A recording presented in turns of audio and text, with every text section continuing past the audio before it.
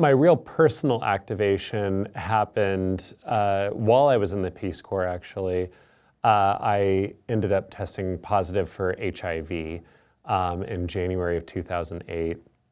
And much to my surprise, when I asked if I could continue my service, because I certainly didn't want this to define who I was, my own government discriminated against me and actually told me that I couldn't continue my Peace Corps service.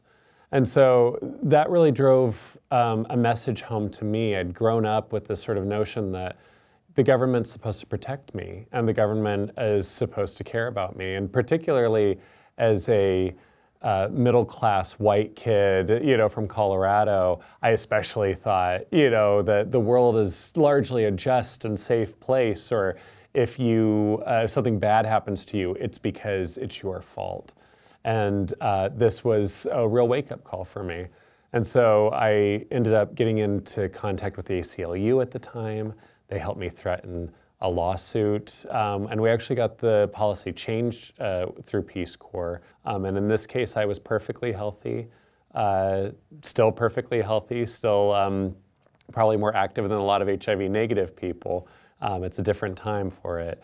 But unfortunately, the Peace Corps, didn't seem to understand that concept, and I had to fight back.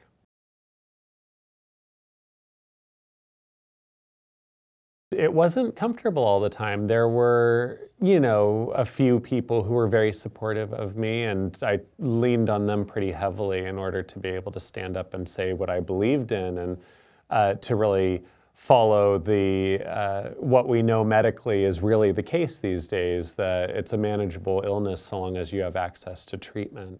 And at times I had to really stop and look into myself and see why this really mattered to me. And, ultimately I ended up winning that advocacy early on. And over time, I've had some successes with my advocacy. And so I'm really glad that I've stuck with it, and I'm really glad that I've moved forward because, I like to think that someday when I leave this planet, that I will have left it as a better and more just and less violent and safer place for other people. But it hasn't always been easy, and I've sort of had to take a leap of faith sometimes to just continue to do what I know is right.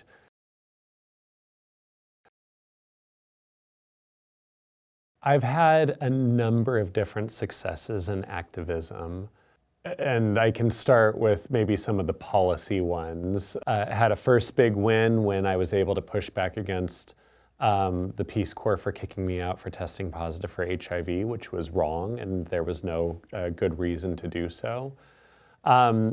Since then, I've really pursued my education to become a more informed and educated advocate on issues related to HIV. Ultimately ended up getting a job where I work now at Treatment Action Group here in New York.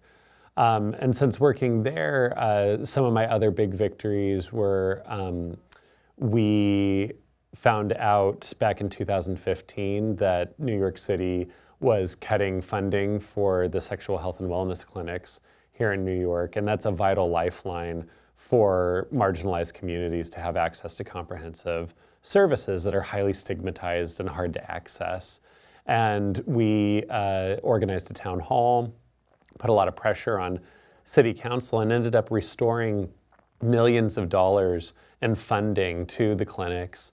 And now New York City is actually on track to sort of be a model city around sexual health and wellness. And that's not entirely because of the activism, but we set the stage for it.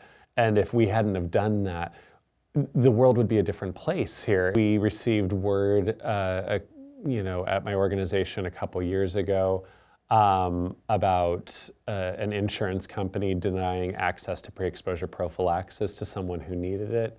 And we were able to generate enough media attention around that issue to get them to buckle on that issue and start covering PrEP again. So those were some really significant victories. And as much as I like to think that if I weren't there, somebody else would stand up and do that work, but that's not always the case. Sometimes the reason that injustices happen is because people stand around thinking, well, someone else will do it. Or I'm not the person who can do this, or I'm not the type of person who can speak up, or I'm not smart enough, or I'm not educated enough. And really, activism, the most important skill set that I've ever found is that we say yes and that we will show up. In a world where it's easy to say no and where the most defensible positions are often the most cynical and sarcastic, we're the ones who say, you know what, actually it is possible and I can show up and I can make that change. And I think that leads me to perhaps the greatest success that I've had, which is that I've really found camaraderie and I've really found community in all of this. And I've found other people who think like me and who also say yes.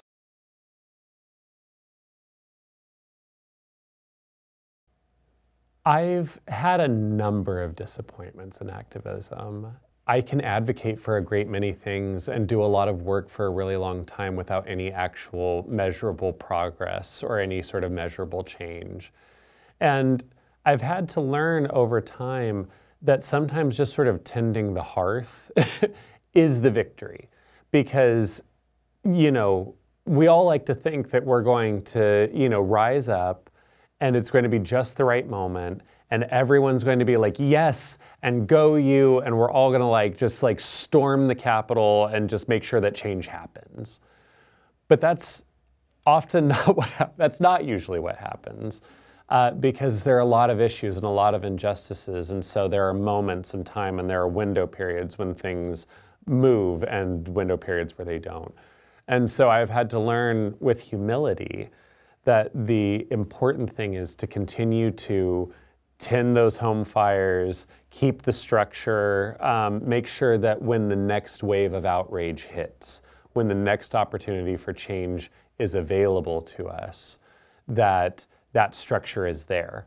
And so it has something to grab onto and turn into some sort of real movement and doesn't just become a wave that, you know, then dies off again and goes nowhere.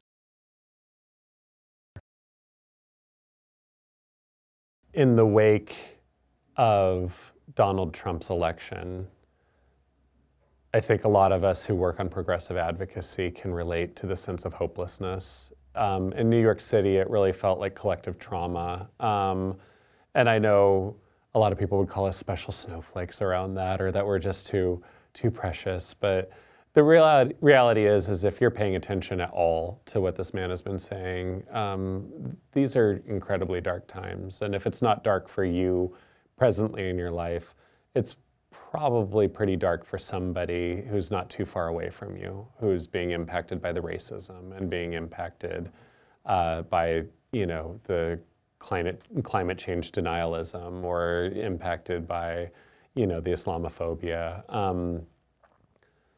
And so in that darkness and in that hopelessness, there was a real challenge to sort of find out, what's the purpose in this situation? What's my role? I felt pretty spoiled under the progressivism that largely dominated the Obama administration. It wasn't a perfect presidency, but for a lot of my issues, we made a lot of progress during that time. The only thing that helped me find purpose again and helped me recenter myself and feel safe was to gather with other people.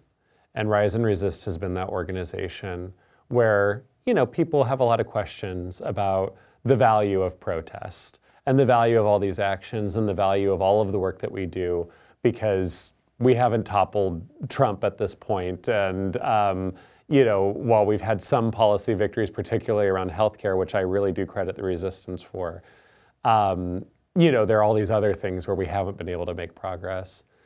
But I contend that one of the most important successes of Rise and Resist is that thousands of people have been touched by this organization. And in coming together and sharing space with each other and not feeling alone anymore, we've completely transformed our ability to live well in an incredibly challenging and scary time.